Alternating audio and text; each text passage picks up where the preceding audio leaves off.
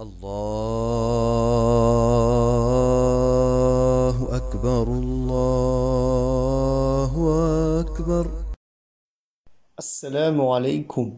Dans le cadre de l'extension de la mosquée As-Salam de Gien, le président de l'association L'Ahbib Larmiari est interrogé par l'imam Larsen pour nous présenter le projet. Quelle est la situation actuelle de la mosquée? Notre structure aujourd'hui est un bâtiment de 3 étages, donc avec un sous-sol, un rez-de-chaussée et un premier étage. Le rez-de-chaussée étant la salle de prière principale, la salle de prière des hommes. Le premier étage est composé donc de salles de prière. Donc c'est ici, ici le rez-de-chaussée, le premier étage, salle de prière des femmes et des salles de cours. Le sous-sol étant réservé pour les réceptions, pour les repas, pour des événements, quand on a des portes ouvertes, on y fait des conférences, des expositions, etc. Quel est le besoin de la mosquée? Le principal besoin est dû au manque de place. Chaque année, le nombre de fidèles augmente, ce qui rend difficile les 2 fêtes annuelles, le mois de Ramadan et les prières de Jumu'ah lors des vacances scolaires. Les femmes sont contraintes à prier aussi dans des salles différentes. Il y a aussi 260 élèves qui côtoient la mosquée chaque semaine.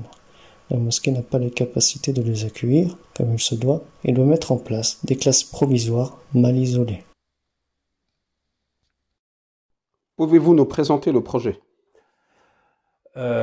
Notre projet, Inch'Allah, d'extension est situé à ce niveau-là, ce qui fera un grand centre, Inch'Allah, un centre musulman, donc composé d'un bâtiment cultuel.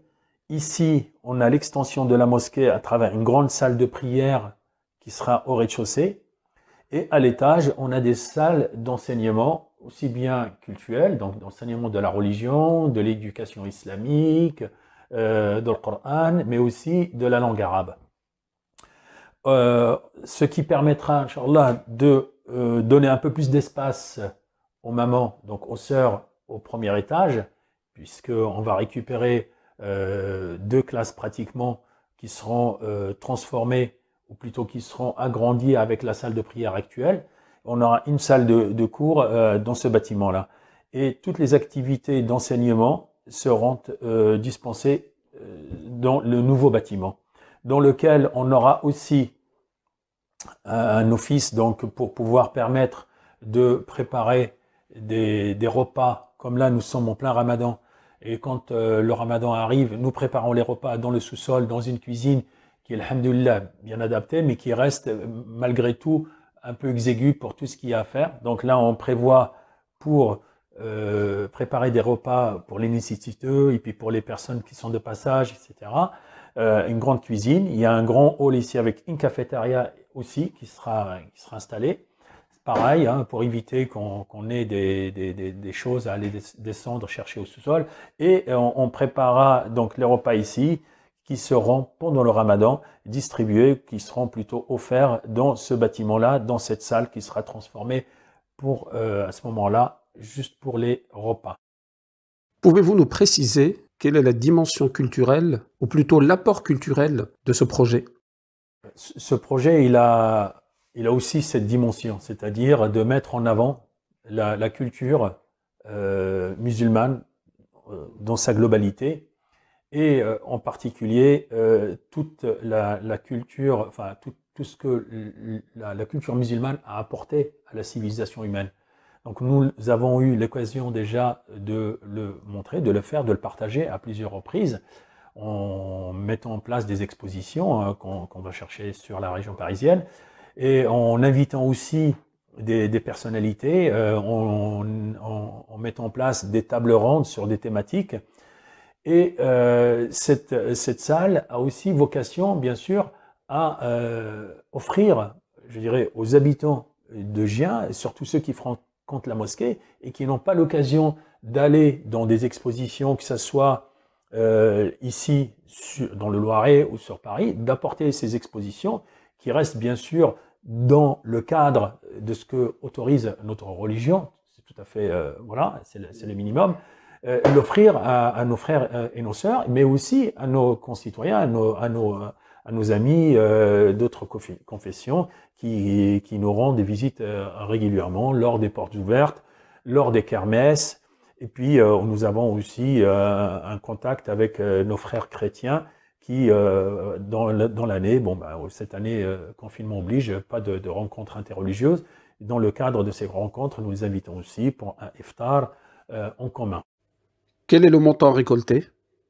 Le montant récolté est d'un peu plus de 300 000 euros. Merci à vous. Où en sont les travaux aujourd'hui? Avec la somme d'argent récoltée et avec l'aide de nombreux bénévoles spécialisés dans le bâtiment, les grosses œuvres ont pu commencer. Pour information, sur le site officiel de la mosquée www.centremusulmanjien.org, vous pouvez retrouver l'état d'avancement des travaux. Combien reste-t-il à récolter pour finir le projet? Il manque 400 000 euros. Il manque 400 000 euros pour pouvoir planifier les différentes étapes et lancer ne serait-ce que la fabrication de ces menuiseries, puisqu'on va voir ici des grandes baies vitrées qui seront bien sûr fermées, celles-là, des fenêtres qui sont aussi un peu bien particulières, la passerelle qui sera aussi avec du verre, et ça, ce sont des fabrications, bien sûr qu'on voit ici. Voilà, ici vous avez cette image, c'est l'extension. Mais l'entrée et l'extension, c'est-à-dire la partie qui est cachée derrière, là, par ici, voilà. Donc ici, l'extension. Voyez, il y a pas mal de vitrages. Et ça, une fois que le bâtiment, imaginez que les parpaings ou les agglos, enfin, tout est monté, qu'il y a des trous, il va falloir rapidement mettre les menuiseries en place. Et ça, plus tôt on a les budgets et plus tôt on peut lancer les fabrications. Merci d'avoir visionné cette vidéo jusqu'au bout. Et si vous voulez participer, vous avez la cagnotte Hello Asso, le lien est dans la description. Vous pouvez aussi vous déplacer à la mosquée ou nous envoyer un mail pour avoir d'autres renseignements.